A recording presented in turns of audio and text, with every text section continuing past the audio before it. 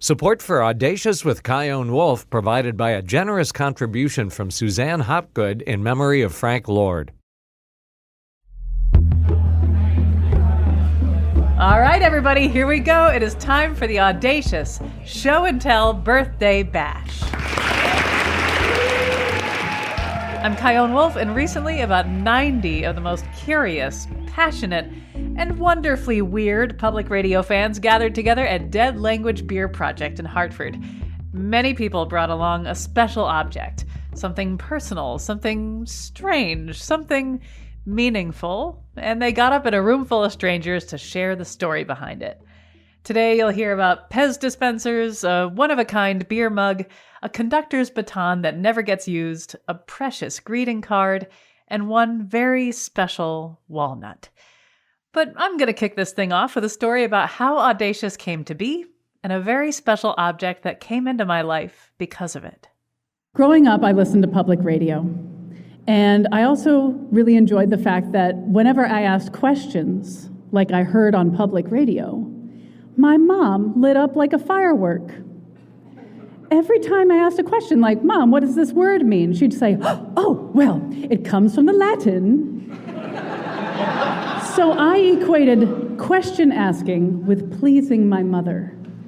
So I kept doing it, which led me eventually to start a little radio show with my big brother, Paul. And we would improvise. I would ask him as a professional video game reviewer what he thought of the latest Nintendo releases.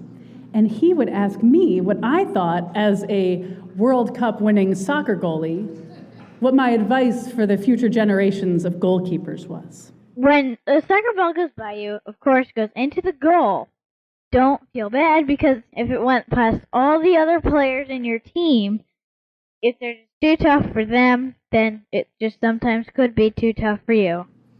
Flash forward to my late 20s, and I started my internship with Connecticut Public. Now, I did not start this internship to have my own radio show. I just did it because I was curious, I loved public radio, and I had a lot of questions. But over the years, I started developing all the skills you would need to run a radio show. I started doing the breaks for the station. I started running the board for the station and all the local talk shows. I became well known for the Colin McEnroe show and my work with him. And then in 2013, I was flown down to Washington, D.C. as one of 3 finalists to be the voice of NPR. You know, support for NPR comes from the John D. and Catherine T. MacArthur Foundation.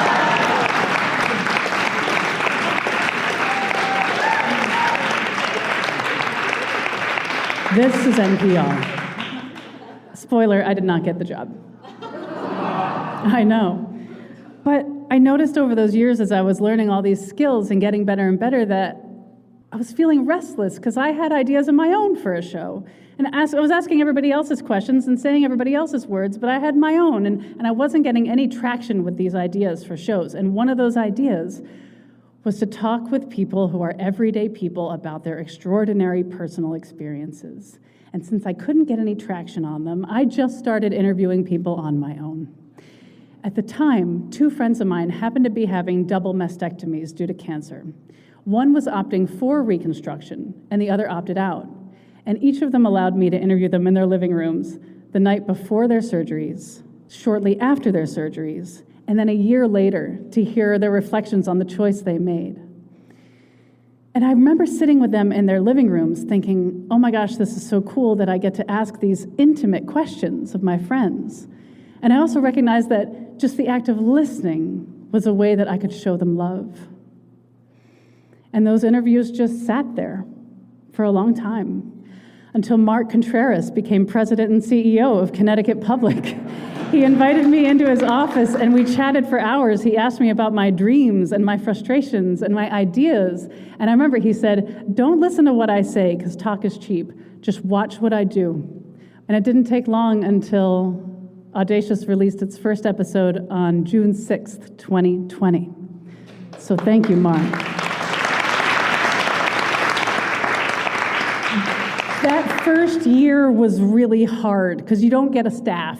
I did the whole first year on my own, which meant come up with show ideas, research guests, book guests, come up with the show questions, interview the guests, edit the interview down, write a script, record the script, edit, mix it down into a full show, put it into the server so it goes out, make the webpage, publish it, get back in touch with the guests, all on my own. It was a slog. But when I pressed publish, especially on that episode of my two friends who had the double mastectomies, it was completely worth it. And then came the opportunity to submit that episode for a Gracie Award. And the Gracie Awards are named after the famous comedian Gracie Allen, and it's a national award for women in media.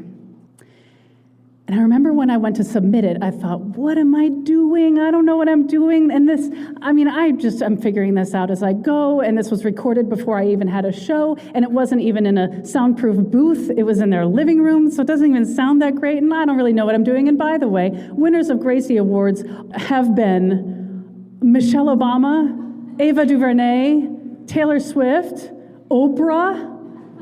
What chance do I possibly stand? Lucy Nalpathanchel? What chance do I possibly have?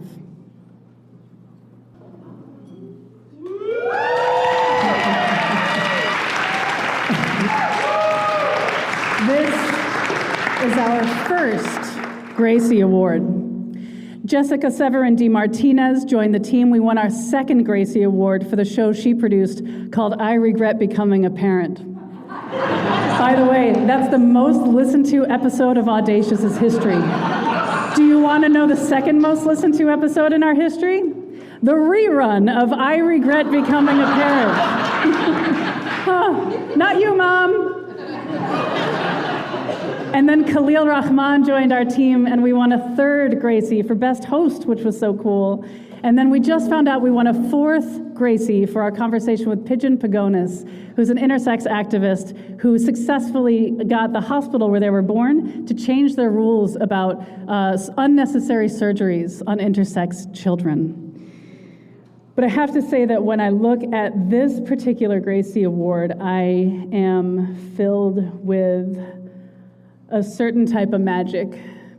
And I wish that little kid me with the NPR headphones on and asking your mom 10,000 questions and doing a radio show with her big brother Paul.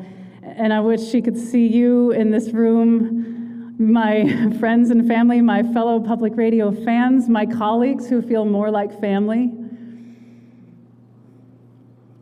But I think she can see it because I think she's still in me. And I think by virtue of you being here, she's in you too. So,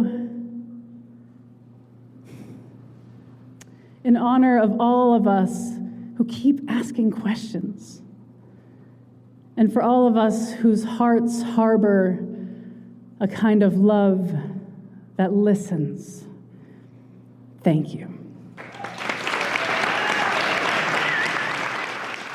Something I'm very sorry I accidentally left out of that story is that in that first wild year of making this show, I had the steady and loving guidance and support of Katie Tolarski, who was my supervisor at Connecticut Public at the time. Thank you, Katie. All right, next up is Emily Tracy from Manchester, Connecticut. It's just one of the hundreds of thousands of Pez dispensers that live at my parents' house. My mother passed away in 2022, and she collected Pez in triplicate, and they're not open. She started collecting Pez, I don't even know, 30 some odd years ago, and she was very into them, and we were all like, oh, that's kind of cool, Pez. And then she's like, we can't open them.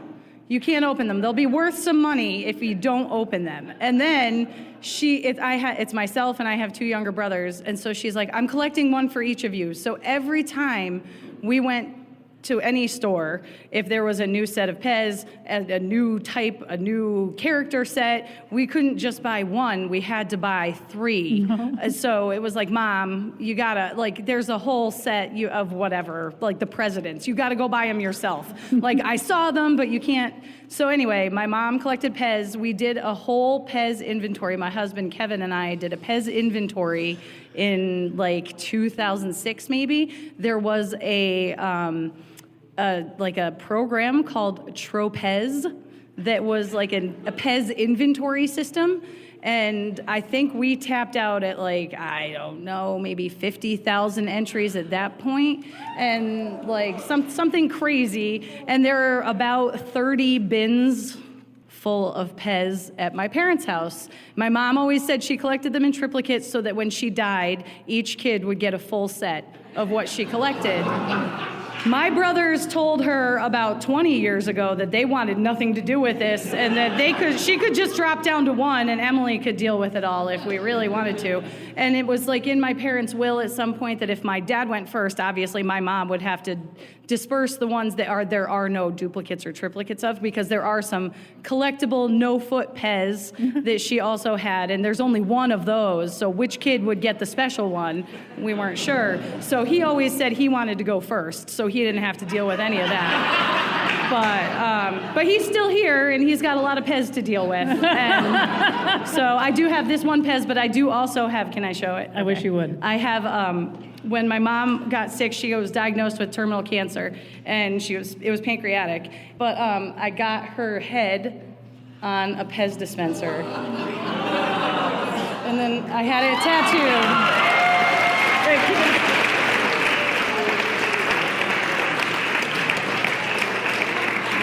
So that's my mom. She's always with me, and she's always looking at all of y'all, judging. I was at a tag sale last year, and somebody was like, I really love that Mr. Bean tattoo. Oh, no. I was like, well, that's my dead mom, but she'd probably think that was funny, so we'll take it. So Emily, Tracy, thank you so much. By the way, Emily's mother is named Caryn, who is a friend of mine too, and I can confirm that Caryn was exactly the way Emily described, and she would have loved these stories. Next up, we have Dr. David Shapiro from West Hartford. My name's Dave Shapiro. I'm a trauma surgeon by trade, but I no longer do that right now because I left my job.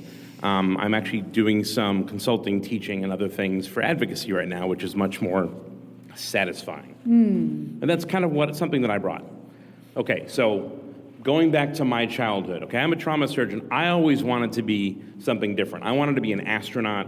Then I wanted to be a G.I. Joe because it was my favorite cartoon as a kid. And for this crowd here, how many of you remember at the end of G.I. Joe, there was always a little lesson? Yeah. What did they say? No, I'm half of that. Okay, I just got goosebumps because I love you all for knowing that. I share this with young people, and they have no idea what I'm talking about. So I always wanted I was waiting for it, because at the end, I wanted to be the one to help teach and be that part. And I wound up going into medicine, not into the Army, and I'm LGBT, so I didn't really have any interest in going into the armed forces back then. And medicine it wasn't a backup. I'm very fortunate, very privileged to be able to do that. But I started a program. I work with a program that started in Hartford called Stop the Bleed. And if you've seen it or learned it, I didn't start that program. It was started by a guy named Len Jacobs, who was a trauma surgeon at Hartford Hospital. And I am the next leader for the organization that runs it. However, about 2.5 years ago, I pitched to Hasbro, you guys should do a PSA for Stop the Bleed. And it took us 9 months, but they did it. And if you're a fan of the comic book, and again, G.I. Joe like nerd, this was 300th episode. This is the 300th issue of the comic book they had. And this is written by Hasbro. It's the last issue that the original artist and creator of G.I. Joe, Real American Hero, created, named Larry Hama. He's I think a Korean American. He's a veteran. The guy is like amazing. And he drew all the original pictures. So when we pitched them the script with me and with the organization called the American College of Surgeons, and it's born of the Department of Defense, so everyone kind of said, this is great. They put together the script. We approved the script. It was all going to be written about an event that wasn't war. It was just something happening in the kitchen, and it was an everyday thing because Stop the Bleed teaches people how to manage bleeding emergencies. So we created a comic strip that was the last 3 pages of this issue. And I'm looking at it going, okay, they put the instruction, they put the event of somebody cutting themselves, and then the last page, there is an image, and I don't know if you can see this or not, but it's basically me. So, so they put Dr. David Scott, my middle name is Scott, and they put me in there as the surgeon that is consulting from the American College of Surgeons for their event. So I still get all like, oh. And this is for you, by the way, we have a copy for you. But at the bottom, you have, I don't know if you remember this, remember Roadblock? He was the big heavy machine gunner who was also a chef in G.I. Joe. And he comes in and meets me, or meets the guy and says, Dr. David Scott, meet Roadblock. Stop the Bleed works great. There isn't any doubt. I cannot wait to get the word out. He always talks in rhyme. So they have this character, David Scott, saying, does he always talk in rhyme? He says only most of the time. Oh, gosh. And he says, I said, you found out that stopping blood loss can save a life. It can be very easy. Everyone should know how to do it. And then at the end it says, and knowing is half the battle. So, I still goosebumps, right? So that was my little experience. But going back I can say I'm 52. It's going back 37 years. When I was a teenager, I was in Middletown. I was witness to a stabbing that happened of a little girl on Main Street that many of you may remember. I was there. I held pressure on her wounds. She died. I felt like that was the time that transitioned me into what I really wanted to do, and it wasn't become a G.I. Joe. It was, I really want to do something that can help people. So this is kind of my full circle moment. And the last little tidbit is that if you see the picture at the end that looks like me, a little bit like me, Goofy, there's a little pride flag on it. Oh. So it makes me feel like it's all together. Thank you. I can't help but wonder there's so many aspects of how when I think about you as a little kid reading G.I. Joe, if that little David could see you now, could literally be in this audience hearing the story you just told, what do you think he would be feeling and thinking? I think if little David Shapiro from back then was right there, sitting there, he'd be going, I can't wait to do that. Because every day I get to go and help people and do things, and whether I'm getting to the privilege of operating on someone or teaching someone about surgery or even just going and teaching people how to stop bleeding, that's exactly what I want to be. Now, real quick before you go, just in case any of us do encounter a terrible situation where somebody's bleeding profusely, what are some common mistakes people make in terms of how to treat it? And I know it depends where on the body and with what, but any sort of tips that we can walk away with tonight? The most important thing you can do is call for help and then intervene immediately, because bleeding kills. Bleeding is the #1 cause of preventable death after injury, and if you can stop bleeding right when it happens and hold pressure on it, think about the paper cut. What do? You squeeze. If you can do that in most people who have a bleeding emergency, you're going to save their life, without a question in my mind. And I will dare say this, more than CPR has helped people, this can help people. Dr. David Shapiro, thank you so much. The name of our next guest is a familiar one to anybody who listens to Connecticut Public, Meg Fitzgerald. She's the Senior Manager of Projects and Radio Programming, which basically equates to she does a little bit and a lot of everything around here, to running pledge drives, to keeping us and our shows running smoothly. Here's Meg. So it looks like a walnut, right?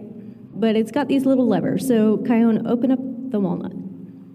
I've never been asked those words. I've never been asked there's paintings inside them and sculptures. Yeah, what do you see? I see a person at a red door, and there's a sign that I can't read. It's tiny. I see what looks like a cis heterosexual white couple that are married. A clock. There's all sorts of characters. So when you look at the what's inside the walnut, so this was my grandmother's. And when I was a little kid, I was obsessed with this walnut. And I thought it was the coolest thing. And when you really go inside, the walnut is broken into 4 shells. which is kind of like the four seasons or the many stages of our life. And so at first it's a gentleman there by himself, and he starts serenading this woman, and you see them on a date, and then you see them getting married, and then you see him at her grave. Whoa. Yeah. And, Chion and I both look for symbolism in a lot of different things. And when you look at herbs and plants and things, they have a thing called the doctrine of signatures, which is like, when you look at a walnut, you're like, well, okay, what would the doctrine of signature of a walnut be? And it's, a lot of people talk about it as the brain, right? Right. But the interesting thing about this that I think I always loved as a child was I think I was just always amazed that there was a world inside of here. And even yesterday I had an extended member of my family pass away. And for the last 5 years she's been suffering from dementia. But my Uncle Mike was by her side, and when I opened this walnut today, it was like, this is their story. And I think it's just a reminder to us, right, that the walnut also, it stands for divinity. It stands for hidden worlds, right? Our brain is this place where there's so many hidden worlds. And also people can be hidden worlds for us, like they're a world inside of us, right? And so, yeah. Thank you. I'm sorry for your loss. No, that's okay. I mean, I feel, I kind of was like, you know what? I'm kind of excited. Like, Chion knows I was nervous. Like the other day I was like, I got to practice my walnut speech. She didn't know it was a walnut. But yeah, it had a whole new meaning for me today, which made me actually excited to share that like a little piece of my Aunt Peg is here. Aunt Peg. Where do you keep it? I keep it on my dresser. Yeah. And sometimes I keep it closed, and sometimes I keep it open. It was made in Mexico, and my gram used to travel a lot after her husband died, and that was kind of the other thing is like my grandpa died when I was a little kid, and then she just spent her elder years by herself. And so in this case, it's kind of like the role reversed, right? Yeah. But she would travel to all these cool places. And so I like that this is like a little piece of adventure, her adventure, and it's a world inside a world in and of itself. Thank you, Meg Fitzgerald. Thank you so much. You're hearing stories from our Show and Tell Birthday Bash. It was held at Dead Language Beer Project in Hartford. When we get back, hear about the small things that we keep that become more meaningful in life. Early in my marriage, my husband one day brought me a card, and it says, "I shall love you far beyond the time of life or death." There's a lot more to that story. I'm Chion Wolf, and this is Audacious. Stay with me. This is a show and tell. Who's up? I'll bring in a carousel. This is Audacious. I'm Chion Wolf. The show turned 5 this year, so we threw a show and tell birthday bash at Dead Language Beer Project in Hartford. The place was full of public radio fans who brought everything from odd little trinkets to objects so meaningful it felt like they had their own gravitational pull. You're about to hear proof that when you give people a mic and a reason to share, magic happens. Next up, Larry Klein from Meriden, Connecticut. This is called a puzzle mug because you can see that between where the liquid would be in it and the top where you drink out of it, there are lots and lots of holes. And the idea is to drink it without wearing it. And I got this. This was made by a Connecticut potter named Guy Wolf. And what? Quick story. My stepfather's name is Guy Wolf with one F. This is Guy Wolf, the potter, with 2 Fs. Thank you. Our Guy Wolf was a prosecutor in Litchfield. That Guy Wolf is a potter in Litchfield. And one day, Guy Wolf, the potter, well, let me rephrase. One day, at Guy Wolf, my stepfather's prosecution firm, whatever you would call that, they said, Guy Wolf got a speeding ticket on a motorcycle. Could you hear? Guy Wolf got a speeding ticket on a motorcycle. I can't believe it. But in walks Guy Wolf with 2 F's, the potter, with his bandana sauntering in to fight his speeding ticket. Different Guy Wolf. So we know Guy Wolf, the potter, very well. He made pots for Martha Stewart, for Steve Jobs. He's an extraordinary talent and now is doing great work as well. And that means he told you the stories, too. So I found his studio entirely by accident. I was looking for something else, and I thought, oh, there's a rundown-looking barn. That's probably it. So we pull in, walk in the front door, and obviously it's not an antique shop like I was looking for. It's just, all sorts of pottery everywhere. And I hear from the back, I'm in the back, come in. And we went back there and talked to him for 3 hours, just chatting back and forth. And the entire time, he's making flower pots. He specializes, I guess, in, would you call it antique pottery or ancient pottery, whatever. That's his specialty. He's throwing pot after pot after pot after pot.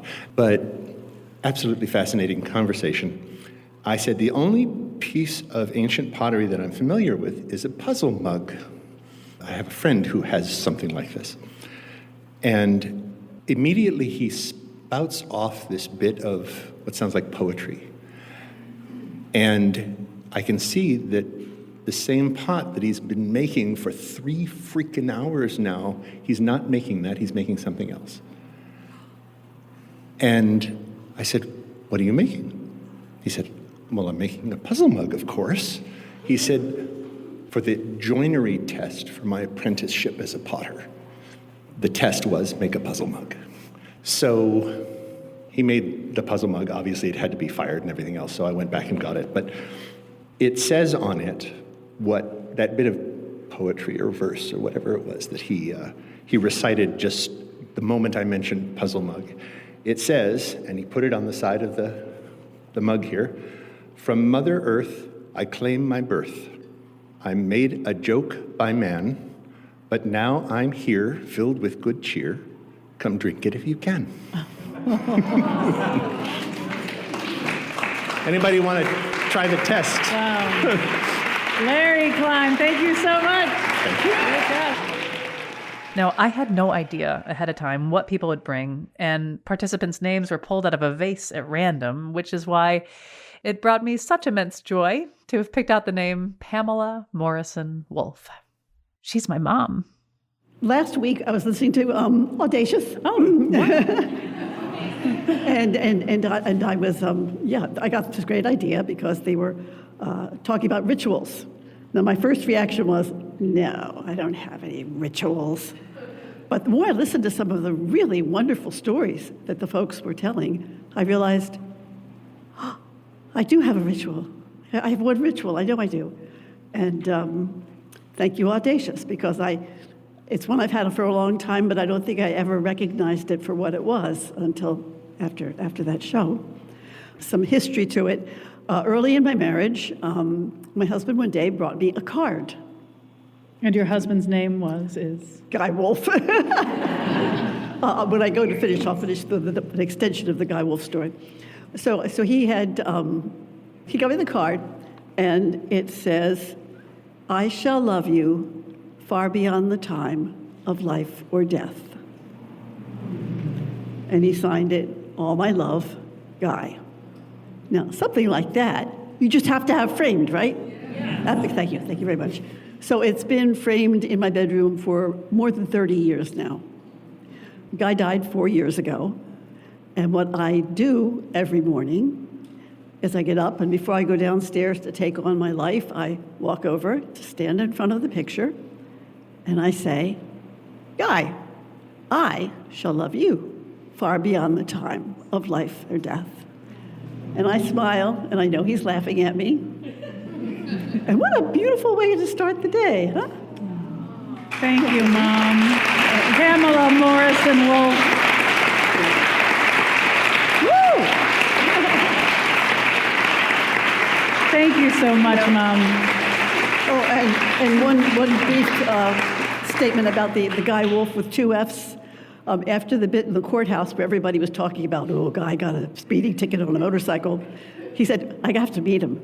So Saturday morning, we got in the car, we drove out to Litchfield, and we walked in, and there Guy Wolf with 2 Fs came up and said, "Oh, hi, I'm Guy Wolf." And my husband said, "Hi, I'm Guy Wolf." And the expression on the Potter's face as he thinks like, what the hell have I just gotten into? But he's a sweetheart. I enjoy seeing him. Thank you, sweetie. Thanks, Mom. Okay. Great job. Next, we have Christy Koval of Middletown with her cell phone containing 2 very different photos. So most of us have these. Cell phones. Cell phones. And the reason I wanted to share is that I had a very unusual day yesterday. So you know that I work at the Alzheimer's Association, and I am the Director of Public Policy, which is a fancy word for lobbyist.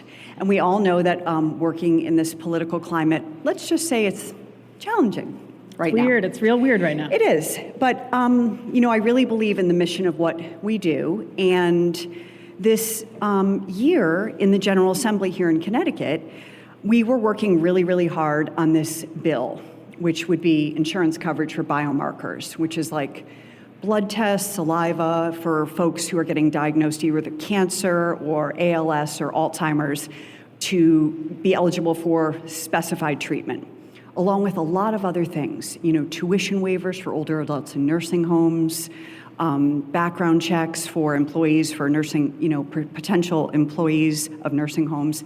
Anyway, with a lot of people telling stories, we got this bill through the House. Yesterday, we got the bill through the Senate unanimously. Oh. It was the first bill.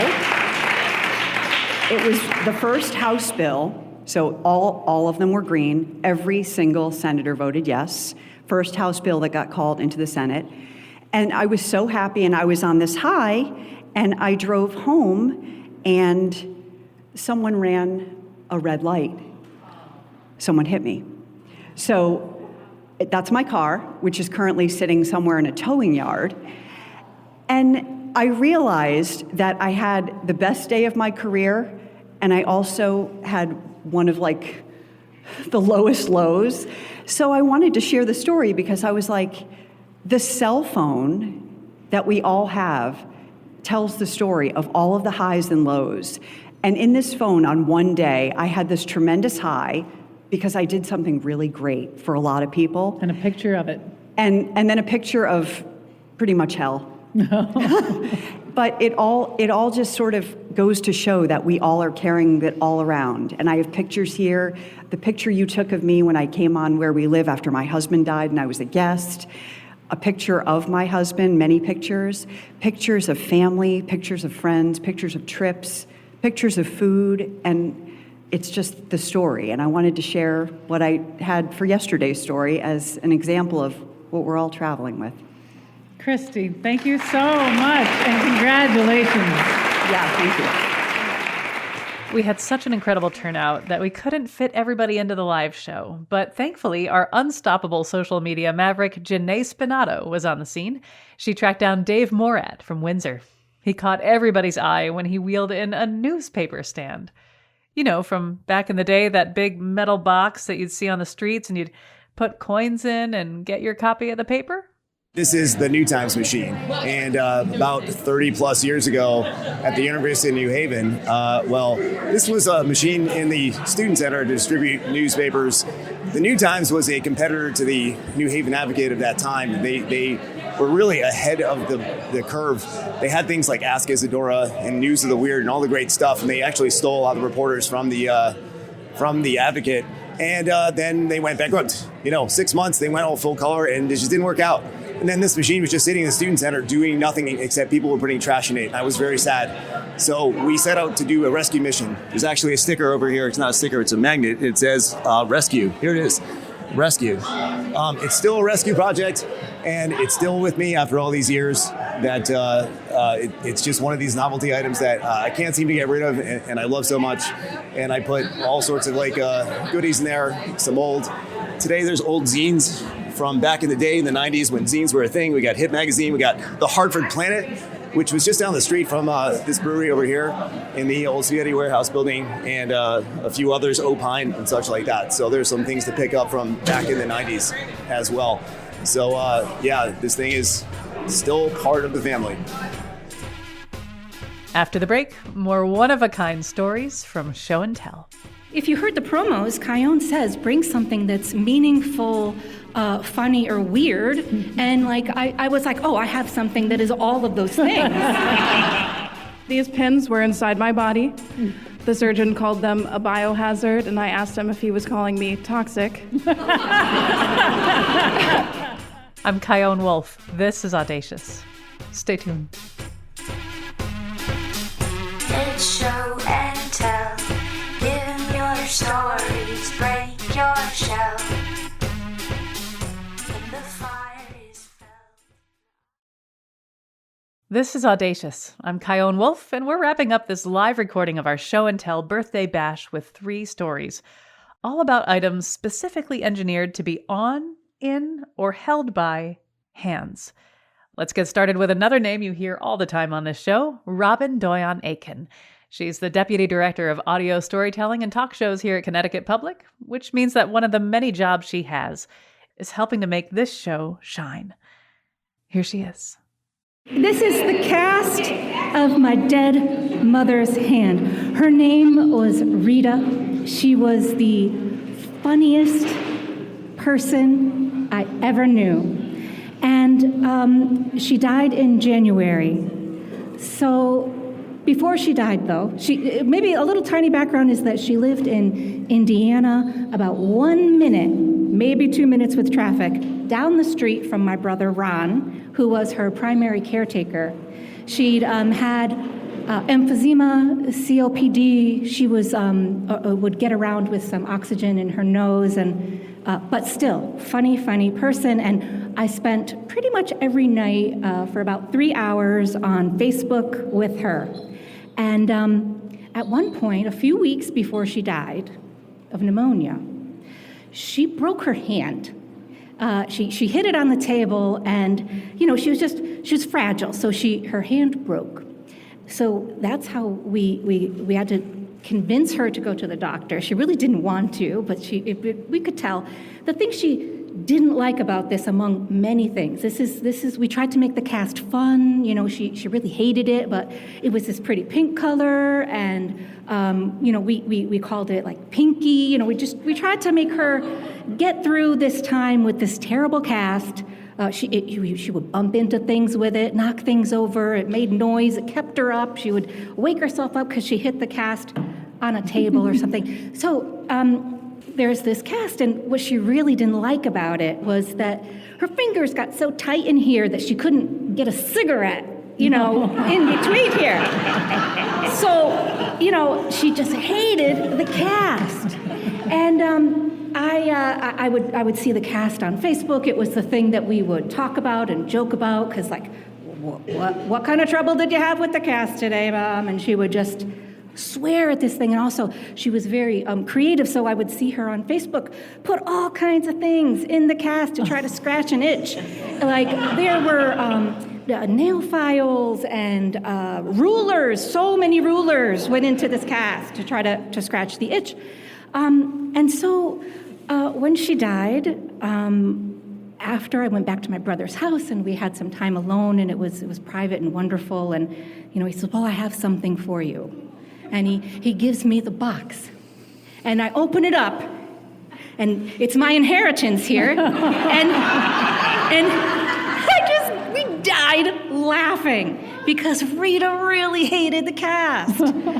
And so along with the cast was the x-ray of her broken hand. And I didn't bring that because I thought maybe it was a violation of a HIPAA law. I don't know. Dr. Shapiro is, I don't know. But so I have the x-ray of her hand, and I have the cast. And when I look at the x-ray, I immediately notice that I can tell from the shape of her bones that our hands look really alike. So it just brings me a lot of comfort that I have this x-ray and the cast she hated. And so sometimes when I miss her a lot, when we would normally be FaceTiming, I just kind of get the x-ray out, and I got my mom's cast, and I just kind of hold on to it, or I put my hand on the x-ray, and it fits like amazing. And people grieve in different ways. And so this is my way, and I talk to my mom during this time when my hand is on her hand. And when I told my husband what I was planning to bring, if you heard the promos, Chion says, bring something that's meaningful, funny, or weird. And I was like, oh, I have something that is all of those things. And I told my husband what I was bringing, and he said, oh, geez, Robin, don't you think that's kind of gross? And he only thinks that because his parents are alive. And if you've lost a parent before, you know that you never are too old, or you're never too over any of the stages of grief, whatever that silly thing is, that you don't miss holding your parent's hand. And so I have this. And so for the rest of my life, when I want to, when I miss my mother, I can pull out the x-ray and her cast and hold her hand again. Thank you, Rita. Thank you, Robin, Joanne, Aiken. Next up, please enjoy Hartford's own Ashley Cook. To the naked eye, this is a shadow box. But to me, this is an emotional artifact. Because almost a year ago, I broke my hand. And everyone said, how did you do it? I did it myself. I had an extreme emotional reaction to someone that I was very much in love with, and they told me that they were seeing somebody else. So naturally, I went to my bedroom upstairs, and I flopped on my bed, and my glasses fell off, and the lens popped out of my glasses, and I said, oh, it's over. And then from there I saw red, and I took this hand, and I punched it into a wall very much like this. I thought the wood was fake, but it was very real. And then in a moment I looked down, and this part of my bone was on the other side of my hand. And I said, oh, I broke my hand. So this is what happened. These pins were inside my body. The surgeon called them a biohazard, and I asked him if he was calling me toxic. But I did eventually get them back, and I survived the whole situation thanks to allowing myself to be loved and allowing myself to have friends, and thanks to a very nice lady. Chion brought me to and fro both surgeries and one failed attempt to remove the pins. Yeah.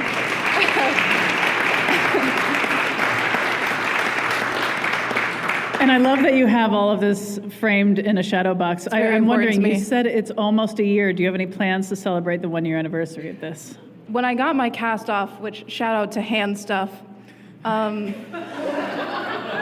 I thought I was going to do a finger party and do a lot of finger foods and finger puppets. But I feel like a year anniversary might be a good place to do that. So let's give her a finger. Ashley Cook.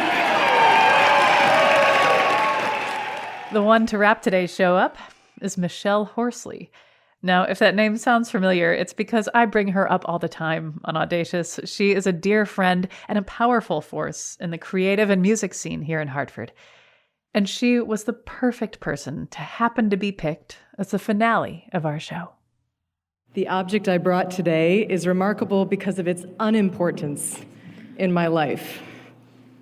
And it is a baton. I conduct choirs for a living. And this is the universal symbol for what it is that I do. And I hardly ever use it. I almost never use this. So over the years, to me, it has become, ironically, a reminder of everything that this cannot do. Because what I have learned is that actually you can make a whole lot of music in ways that do not involve walking up to people and shaking a stick in their face. I wanted to share a very brief story of the day I felt I had become a conductor for the first time. And not only did it not involve this, but it was at somebody else's concert that I didn't even attend. I was hosting this concert, somebody else's concert, at the place where I worked at the time. And so as the musicians were coming into the parking lot, 2 cars collided on Farmington Avenue. And very quickly, lines began to form behind them. Although nobody was injured, thank God, the cars were not able to drive away. So lines of cars started piling up behind them in either direction, and people were honking, and somebody had to step up and do something.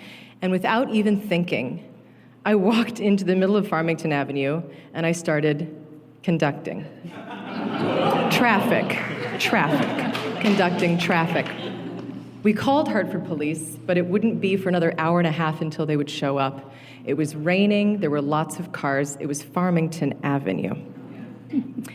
And the goal was the same. It was to be predictable, to be clear, and to take charge in a way that was not about my ego, but rather about everybody else. The gestures were somewhat familiar to me, even though they were not maybe as nuanced as other gestures that I typically do in my work. But it was also important to recognize that when you're conducting a choir, your back is facing the audience. You have to turn away from the audience. And so you have to be okay with whatever you look like. And trust me, I make some very strange faces when I conduct. And so I must have looked absolutely ridiculous out there, drenching wet in the middle of traffic, 18-wheelers, cement mixers, school buses, hundreds and hundreds and hundreds of cars, and to do it with good intention and to trust that that would be enough.